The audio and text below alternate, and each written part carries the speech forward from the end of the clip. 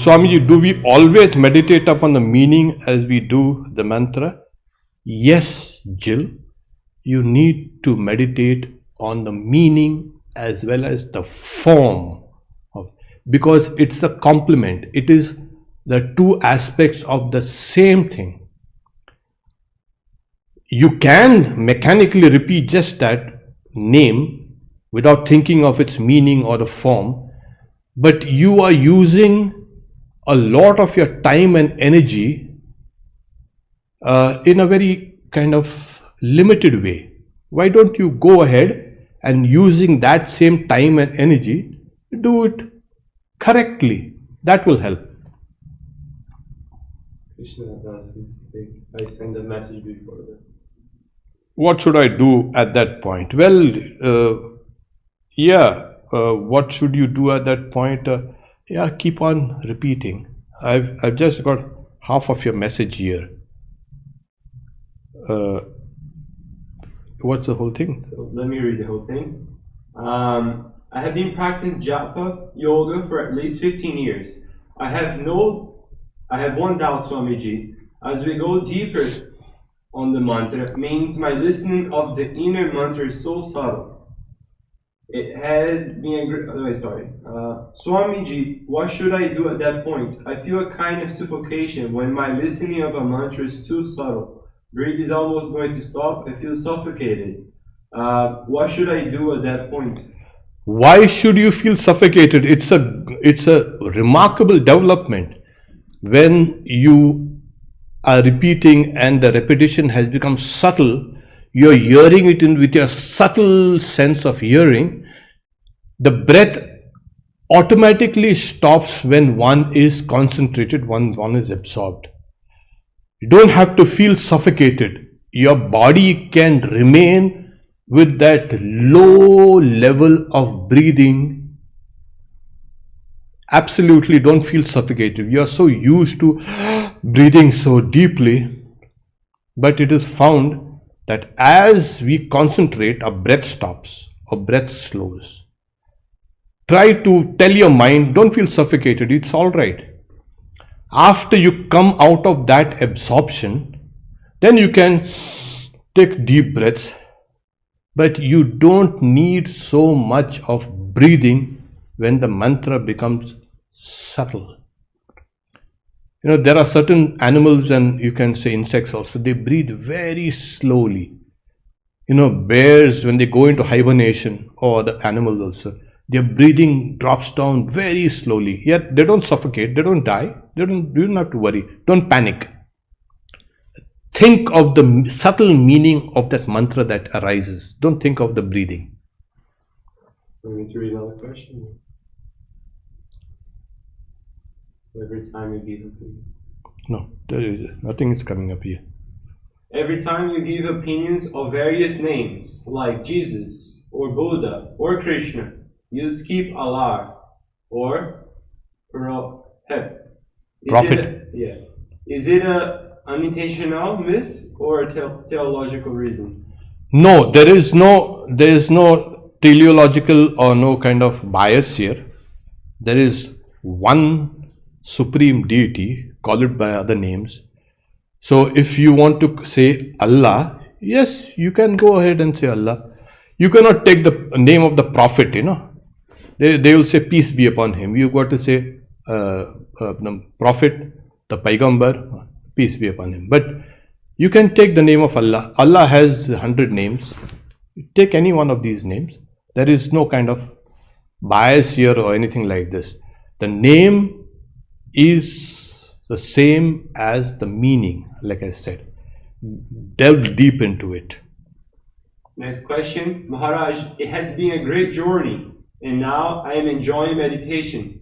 But listening to various lectures of Upanishads, the devotion becomes somewhat diluted. What do you do? Diluted? No, your devotion should not get diluted when you listen to all the Upanishads, because devotion is another form of knowledge. I hope you understand this. Knowledge and devotion are two, and that's why Sri Ramakrishna said Jnana Mishra Bhakti, knowledge mixed with devotion. It's always when you love something, you know that thing. When you know the thing more, you love that thing. So you may not have a kind of old attraction for temples or deities or this and that, but you will start loving that reality, the Atman. In fact, the Vedanta says, Swaswarupanusandhanam bhaktireva garita. In order to meditate or know the Atman, the bhakti is very effective. So to know the Atman is actually devotion. So don't worry. Remember, it should not dilute. Knowledge will not dilute your devotion. It should increase your devotion. Okay. Another question. What kind of mala or rosary should we use? When we'll come down to that particular aspect of this mantra yoga. So there are rudraksha, get a genuine one, or a tulsi, basil beads, or a sphatika, the crystal. These are generally the three which are used.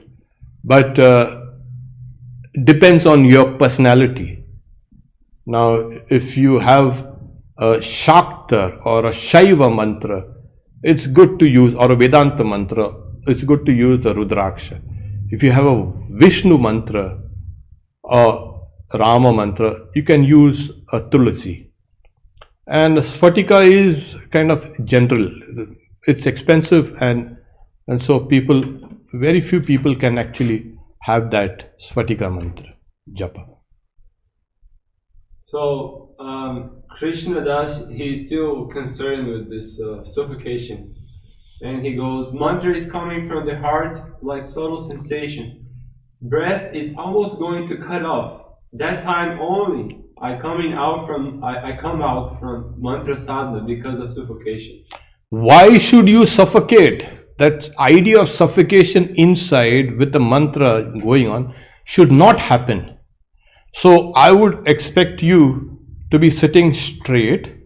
Okay, sit down straight, sit down comfortably. And as you keep on doing, when you become subtle, your perceptions become subtle, your mantra has become subtle, what happens is you lose body consciousness. How can the two things go together? How can you have the consciousness of your body and your breath at the same time? You have a subtle perception of the mantra.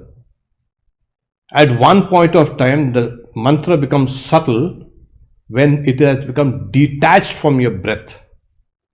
We'll take this up in one of our third or fourth class so you can get an idea why I'm trying to emphasize this. Body consciousness will be different from the mantra japa, subtle mantra japa. Okay, so you won't feel suffocated. And if you feel suffocated, then yes, you stop doing japa and you start breathing deeply and then again do it. Okay, but the two should not generally be together, suffocation as well as subtlety. Either is one of the two things. How do we dwell upon complicated meanings such as the Mahamrityunjaya? What's complicated meaning is just the meaning is saying, oh, please save me from death. Oh, Shiva, please save me from death. That's one of the reasons why we find that a mantra proper is nothing but a condensed prayer, a condensed long prayer. So you can dwell on its meaning in a very concise way instead of a long one. In that case, you will have to have that meaning constantly in your mind with every word that you say. Urvarukamiva bandhanat mrityurmukshya mamrita at. So you will have to visualize the meaning of those words as you keep on repeating that. So what is the meaning of that? Or you can just meditate, visualize the form of Shiva. Simple as that. Visualize Shiva and repeat this mantra, thinking of its meaning. Another 2 more questions. I sometimes feel restlessness after Gayatri Japa because of bad thoughts coming. I try to control and my mind feels tired. Am I doing something wrong? Am I doing the wrong way? Bad thoughts should not come. Only the thoughts of the mantra should be there during Gayatri. You have been mixing up the things. So do one thing. Just while doing japa, keep on doing just the japa and the meaning of it. It is true that japa will stir the contents of your mind. So avoid watching movies or reading stuff which evoke those kind of images and responses. Stop meeting such people who just talk about all the, you can say, the bad things. So your mind will slowly get nourished by the japa. So it's just like a food, If you eat bad food, your health goes down. If you eat nourishing food, your body is nourished. So that's it. 2 last questions. Mantra is given by your guru. Sorry. Is it okay to repeat different mantras, or is it better to stick to one? Oh no, you better stick to one mantra that your guru has given. We'll come down to this. The mantra has different levels. Though it appears one, it has various levels. Please remember that. Okay. So you give. Swamiji, pranam. What if someone keeps on meditating and go into samadhi?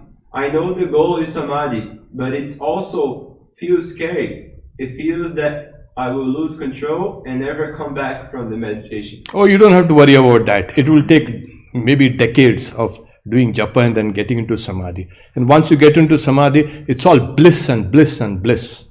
It's tremendous bliss. You don't have to worry about all that kind of thing. I want you to concentrate on the repetition of the name correctly. Okay. So when we come down to that, I'll tell you what exactly will happen. Okay. Wait, sorry. Swamiji, is Bhagavate a sufficiently universalizable word that you can work for any ideal? Bhagavate is, the meaning of Bhagavate is Bhagavan. Bhagavan is, you can say, it's an English word now. It's like word God, the personal God. That's it. So I used it's in the sense of a generalized meaning. It's not a particular. Otherwise say Om Namo Bhagavate Vasudevaya Vishnu, or Om Namo Bhagavate Ram Krishnaya. So I'm not using those. So Bhagavate, you can take any. Use this mantra, Om Namah Shivaya, whatever you like. Keep on repeating it. So it's a generalized meaning of the Godhead. Okay, there is another Bhavani. It's okay to repeat different mantras, or it's better to stick to one. Like I said, it is important that you stick to just the mantra that a guru has given. Because like I said, these mantras which I will be repeating to you are generalized.